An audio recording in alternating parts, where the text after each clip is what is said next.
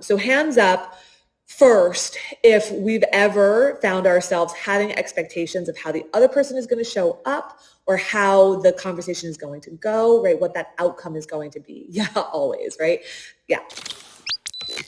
It gets us into trouble, right? When we have those expectations, right, it gets us into trouble because we tend to attach the victory to the outcome, right? If you've ever been in therapy with me, you'll probably at some point hear me talk about how the victory is in the process as opposed to the victory being in the outcome, right? When we attach or cling to needing it to go a certain way or needing the other person to do something in a certain way or to receive it in a certain way, it's really easy for that to go off course. It's really easy for that to be disappointing to us, right? So the moment that starts to shift, right, we sort of lose our connection to the process and what it is that we can be committed to.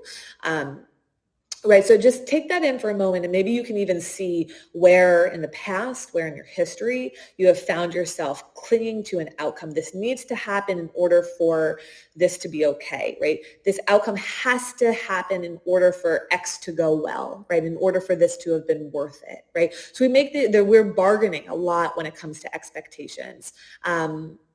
And yeah, someone just said, not having expectations is a great exercise in letting go, right? Like, yeah, there's a control that's happening there, right? When I am focused on the outcome or I'm focused on the other person, right? Anything that lives outside of me, right? Versus what lives inside of me, right? I tend to say that quite a bit, right? What lives inside of me, we have access to, right? What lives outside of me is much harder to have access to. Yeah.